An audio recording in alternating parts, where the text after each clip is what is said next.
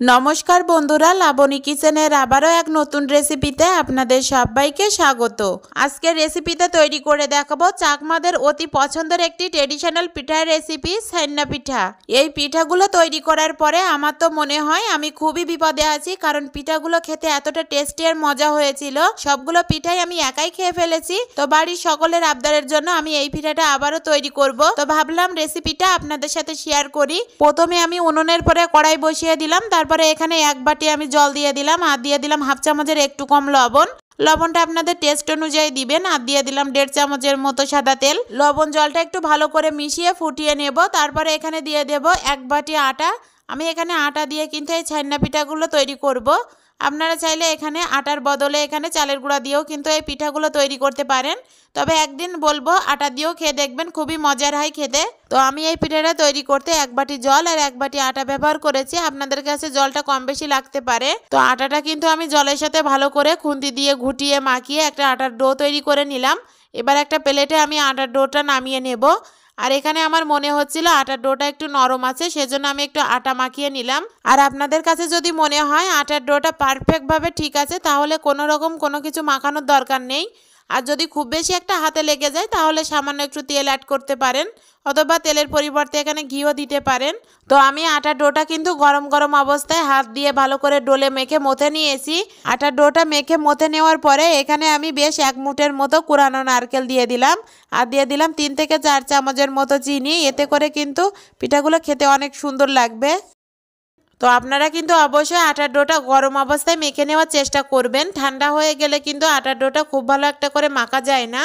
তো আমার এখানে অনেক সুন্দরভাবে আটার ডোটা মেখে নেওয়া হয়ে গেছে। এবার এখান থেকে আমি ছোট ছোট লেচি কেটে নেব। তো আমি এখানে কিন্তু মিডিয়াম সাইজ করে লেচিগুলো কেটে নিলাম।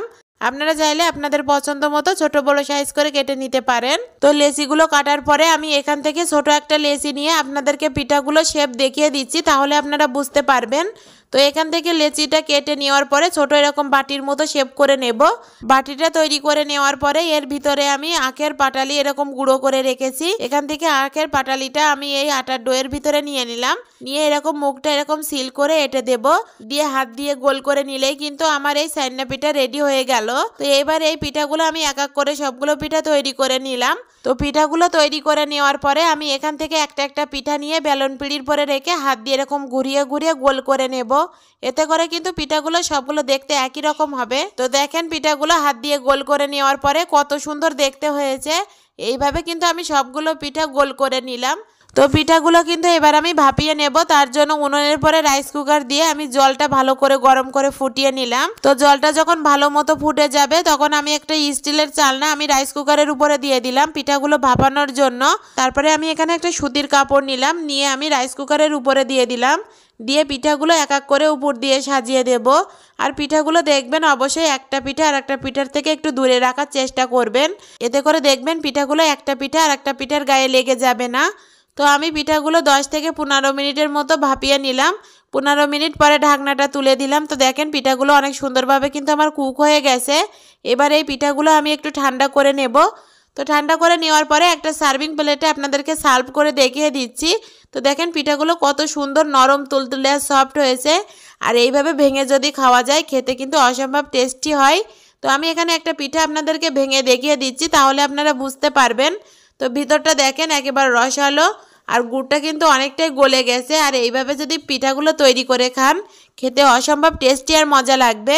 তো আপনাদের সাথে কথা বলতে বলতে আমি আরও একটা পিঠা কিন্তু ভেঙে খেয়ে ফেলেছি অলরেডি। তো চাকমাদের এই ট্রেডিশনাল পিঠাগুলো খেতে কিন্তু অসম্ভব মজার হয়। অবশ্যই বাড়িতে একবার ট্রাই করবেন। তো আমার চ্যানেলে যদি নতুন হয়ে থাকেন অবশ্যই চ্যানেলটা সাবস্ক্রাইব করবেন, আর পাশে থাকা বেল আইকনটিতে ক্লিক করবেন নিত্য নতুন ভিডিও পেতে। ধন্যবাদ সকলকে।